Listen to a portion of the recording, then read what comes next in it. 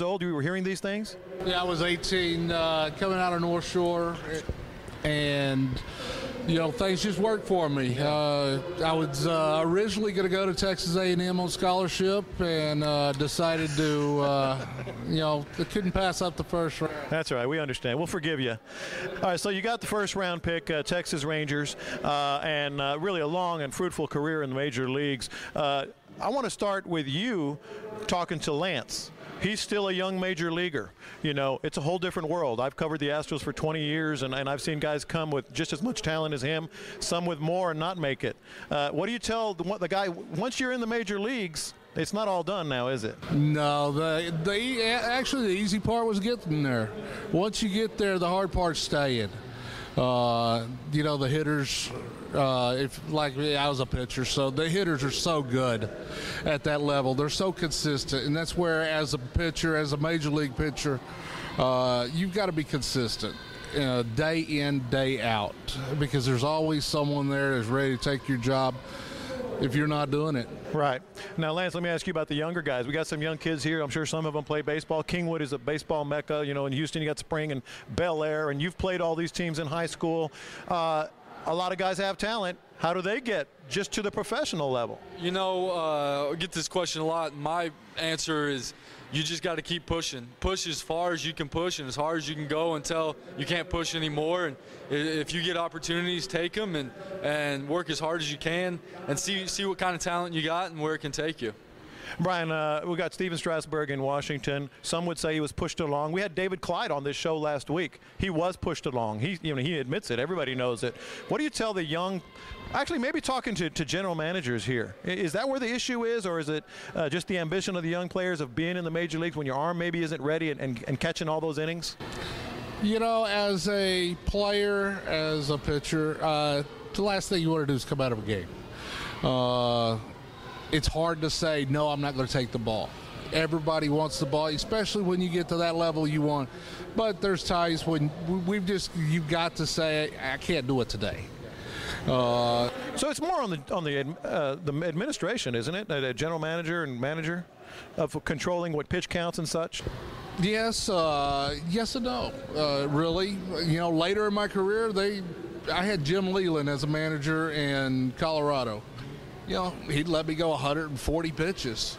But other GMs, I was only allowed to go up 100 pitches. So, it was up to the organization as to what they wanted to do, how they wanted to treat it. Now, I know with Nolan doesn't like pitch counts over there at Texas. Nolan could go 200 pitches. All right, let's talk, Lance, some of the things going on in the World Series. Speaking of Nolan, Ryan, your impressions of both these squads. I've got to ask about the bizarre moves with Tony La Russa in the 8th inning of Game 4, I guess it was. Your thoughts on both teams and those moves in particular. If you're out in the pen, you've got to be one. How does it work? Well, yeah, I've actually been in the bullpen there at the Rangers ballpark to Arlington, and it can get very rowdy and loud out there. And I completely understand the situation that happened where the bullpen coach didn't hear right or this and that because it is so loud. As a player, what I've heard the players say is the truth. You sit there until your name's called. You can't do anything different. You do what you're told. That's what my dad says. It ain't your job to make up your mind. It's your job to do what you're told. And so as a player, you do what you're told. And it was an unfortunate event, and I'm sure that they will do whatever they need to do to make sure it doesn't happen again. Whatever they need to put into place to check signals or whatever to make sure it doesn't happen. But one of those freak things is why you have to play the game and the beauty of baseball. Right. It really is the beauty. All right, you were a Ranger. First of all, can you believe the Texas Rangers and the World Series? No, it's a good thing. Let's see if they can win it this year. What do you think about the World Series so far? I thought it's been a uphill battle, should I say, just going back and forth. I think it's been a really good, entertaining World Series this year. And see what happens tonight. Very good. All right, that's Bryan Bohannon and Lance Pendleton. Before we let you go, Lance, you are in the area, like I said, Kingwood. You still get to go out and watch some of those games, and some of the young kids out here, I'm sure, admire some of the things you're doing. catch everybody up on what your plans outside of getting a job. Yeah, you know, I get to spend some time at Kingwood High School, and I go out there and throw and work with some of those guys. I see a lot of guys. Sometimes there's a facility out called The Zone, a place where I do some baseball lessons and whatnot, and I see a lot of the young guys coming up. So I get around and I see some, but I spend a lot of time personally training, getting ready for next season, and it's supposed to be the off season. I sometimes find myself working harder in the off season than I do during the season. All right. Yeah, I want to jump back. You know, that's one of the things, Bryan, whenever we were talking with him and knowing he was coming in, he actually also is still teaching. So if anybody's out there seeing this show, not only is he working for me at the Baytown Buick GMC, he's still giving lessons. So you can contact him there and set up, you know, still work out with that. So I guess that's okay. I threw that in here. You wasn't expecting it.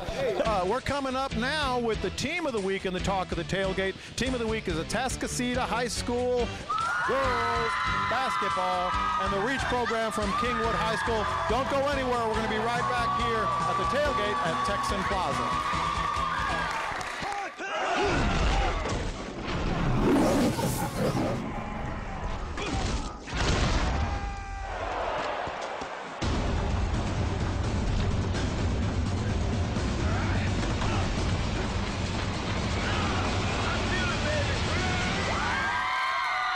Yes, sir, and in this case, yes, ma'am. We are back at the tailgate at Texan Plaza, Texan GMC Buick, and the drums are going, and the fans are going, and we're having a good time at Turner Stadium. Hey, you can catch us every week right here at Texan Plaza. You can catch us every week right here at Texan Buick GMC Plaza. I'm joined right now by Valerie Jackson, and this is a really good team, really good story we got going here. The Team of the Week is Atascocita High School girls basketball, and of course you've got one kid, Curtis Knox, going to Texas A&M. You've got a really good squad with a lot of people coming back. Let's start with last year. It was only your second year at Atascocita. Tell me how that went and how you managed to get that far in the postseason. We ended up winning district last year. We finished up 31-5. We went 3 deep in the playoffs. We were Region 2, made it to the quarterfinals, which was very exciting. That's fantastic, and of course only getting better, we suspect, as the season goes along. But here's the problem. It's a good problem. You're really good, and everybody knows you're really good. Everybody's coming after you. How do you handle that with your squad? Well, we've got 7 kids that played a lot of minutes in the playoffs, and we come into practice every day intense, working hard, and we've got a really good district, which also prepares us for the playoffs. But we take one game at a time, one practice at a time, and our kids come out and work hard. When you have a star player like Curtis, and where are you? There she is, wave. That is, getting a lot of accolades. You have to balance getting the ball to her with being a team, and she has to be a part of that too, doesn't she? She is. She is such an unselfish player, where there's times where we're saying, Curtis, shoot a little bit more. You know, she's a good passer, she's a great defender, and she just balances out the team. All right, well, let's talk about this upcoming season, because the expectations are there. What are some of the things that we can expect from your squad? Because you coach college basketball. You an up-pace, push-the-ball type of team? Mm-hmm. Yes, we are. We press, we run the ball. We keep the tempo high. We've got a bunch of athletes here that we work with. Even on our freshman level, we're teaching them to push the ball, press, come off screen, shoot. Real exciting basketball. And you know what's interesting about you personally is you coached at the college level and you came to the high school level. Why? And I've had coaches do that before, and their reasoning is it's more fun. It seems like you're almost molding clay a little better. It is. It allows me to have more time with my family. It also allows me to work with the middle school kids a little bit more, develop kids. College, you get kids, they're pretty much developed, they're ready to go. So it helps me have a personal relationship with the kids and teach them. And you can stay involved in the community a lot more as well. A whole lot. Very good. These are the Atascocita girls, and we expect a good year out of you girls. I'm going to move over here. You can cheer for yourself. Let's move over here real quick. And you're not supposed to turn your back to the camera, so I'm not doing that. But let's go over to Campbell Roper here. And this is a fantastic story. I really like this. And Campbell has a program called Reach. And what it is, well, I'm going to let you talk about what Reach is. And it seems like it's really benefiting a lot of kids over at Kingwood High School. Yes, sir. Reach is an organization we created over at Kingwood High School. We gather as fellowship and Christians, and our goal is to reach out to people in our school, to bring them to Christianity. And the other thing you do that I found interesting is there's always going to be, we all went to high school, we all know this is the case. There's that table, that kid maybe sitting by themselves, and you know, at some places, some kids, I'm sure at Kingwood, maybe make fun of the child or just avoid them or call them names. You all do the exact opposite. Explain that. That's right. Kingwood High School is a diverse group of people with lots of bullying and things that go on like that. And one of our goals is we say, okay, look, what can we do to better our school in a Christian way? So we go out to lunch and we say, can we sit with you? Can we have a discussion about what's going on in your day? Anything to just make them smile, to just love on each other, you know? I gotta admit, that's a great idea, and I'm suspecting that it might be catching on at other schools, and it's something that you maybe. How'd you come up with the idea of doing that? Well, it was at summer camp this year. I really had the idea of just to be able to spread the word of God to other people in my school, and I really wanted to spread to other schools in the Houston area and throughout America even, and really get the word of God moving. So you have the kid that, you know, is labeled or whatever, sitting by themselves at lunch. What kind of reaction do you get initially? Like some, because you got quote unquote popular kids, you know, in your group, you know, that in different types of endeavors, whether it's dance or drama or whatever, you know, that have in their group. When the other, you know, labeled kids are sitting by themselves and you guys go and sit with them, what are some of the reactions you get? Well, sometimes they don't always talk back, you know. You have to warm them up first, and you just have to make one-on-one discussion, see what's going on in their life and relate to it. And now, what are some of the effects? Has it grown within the school? Absolutely. We've started off with 15, 20 people. Now we're up to 30 to 40 people a week. And we have these meetings. We have student-led devotionals every time. So we're getting kids out of their comfort zone so they can practice Christianity after high school into the real world. So for kids, you know, in Glee, you can go ahead and include them in the group as well. Absolutely. We want everyone to be there. Well, that's a fantastic program, and look, trust me, this is a great deal. Congratulations to you. Give yourselves a hand. It's a great idea, and I hope it really explodes for you guys. Thank you. All right, hey, another successful effort of the Tailgate at Texan Plaza, and don't forget a couple of shout-outs before we go here.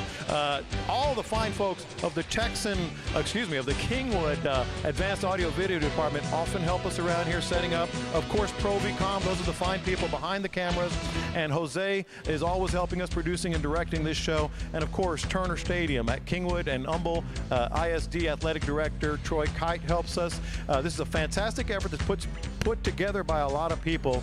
Couldn't do it without them. Don't you go anywhere. Next week, wow, what a show. Dan Pastorini, former Oilers quarterback, is going to be joining us right here.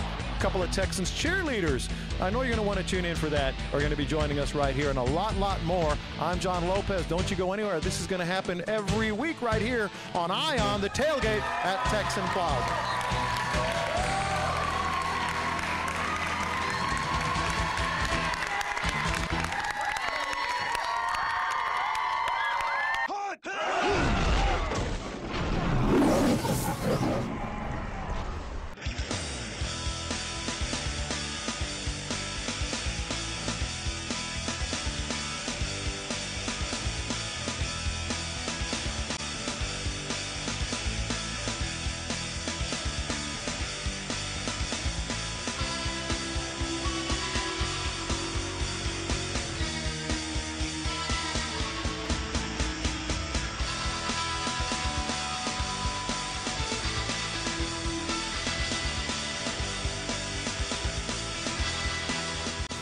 Hey, Bert Brocker here, head coach at Texan Buick and GMC. Thank you very much for watching our show. Texan Plaza is going to be a great opportunity for you and your family to be involved in the community. Once again, you can also check me out at TexanGM.com for all of our great deals. I hope you enjoyed the show. Thanks, folks.